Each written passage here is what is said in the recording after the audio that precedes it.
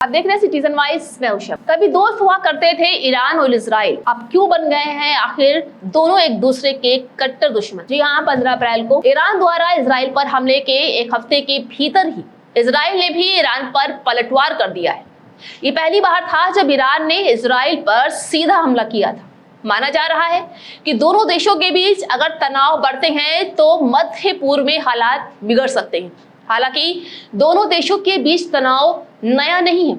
तो आइए नजर डालते हैं इन दोनों देशों की वर्षों पुरानी दुश्मनी के इतिहास पर। बात करें 1979, जब ईरान के पश्चिम समर्थक नेता मोहम्मद रजा शाह इजराइल को अपना सहयोगी मानते थे, लेकिन वो एक इस्लामिक क्रांति में सत्ता से बाहर हो गए, जहां शाह के जाने के बाद ईरान में इस्लामिक गणतंत्र की स्थापना हुई, जो इजराइल को अपना वैचारिक शत्रु मानता है। 1982 में इजराइल ने लेबनान पर हमला किया। इसके बाद ईरान के रिवोल्यूशनरी गार्ड्स ने वहां के साथी शिया मुसलमानों के साथ मिलकर सशस्त्र समूह हिजबुल्लाह की स्थापना की। इजराइल हिजबुल्लाह को अपनी सीमाओं पर सबसे खतरनाक शत्रु के रूप में देखता है। 1983 में हिजबुल्लाह ने लेबनान से पश्चिमी और इजरायली सेना को खदेड़ने के लिए आत्मघाती बम विस्फोटकों का इस्तेमाल किया, जहां नवंबर में विस्फोटकों से भरी एक कार इजरायली सेना के मुख्यालय में घुस गई।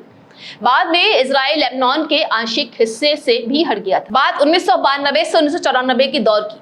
अर्जेंटीना और इजराइल ने ईरान और हिजबुल्लाह पर 1992 में अर्जेंटीना की राजधानी ब्यूनस आयर्स में इजराइल की दूतावास और 1994 में शहर में एक यहूदी केंद्र पर आत्मघाती बम विस्फोटकों के पीछे होने का आरोप लगाया। 2002 में इजराइल को ये पता चला कि ईरान एक गुप्त यूरेनियम संवर्धन कार्यक्रम के तहत परमाणु हथियार बनाने की कोशिश कर रहा है। इससे ईरान ने इनकार भी कर दिया। 2006 में इजराइल ने लेबनान में 1 महीने तक चले युद्ध में हिजबुल्लाह से लड़ाई की, लेकिन भारी हथियारों से लैस समूह को कुचलने में असमर्थ रहा। 2009 में ईरानी सर्वोच्च नेता आयतुल्लाह अली खामेनेई ने एक भाषण में इजराइल को एक खतरनाक और घातक कैंसर कह दिया। 2010 में स्टक्सनेट नामक एक कंप्यूटर वायरस के जरिए ईरान की नटाज परमाणु स्थल पर यूरेनियम संवर्धन सुविधा पर हमला किया गया। माना जाता है कि इसे अमेरिका और इजराइल ने विकसित किया था और औद्योगिक मशीनरी पर सार्वजनिक रूप से ज्ञात पहला साइबर हमला था। 2012 में ईरानी परमाणु विज्ञानी मुस्तफा अहमदी रोशन की तेहरान में एक मोटरसाइकिल चालक द्वारा उनकी कार में बम रखने से मौत हो गई। इस हमले के लिए ईरान ने इजराइल को दोषी ठहराया। 2022 में अमेरिकी राष्ट्रपति बाइडेन और इजरायली प्रधानमंत्री यायर लैपिड ने ईरान को परमाणु हथियार देने से इनकार करने की संयुक्त प्रतिज्ञा पर हस्ताक्षर किया। बात 2024 की करें तो सीरिया के दमिश्क में ईरानी दूतावास परिसर पर एक संदिग्ध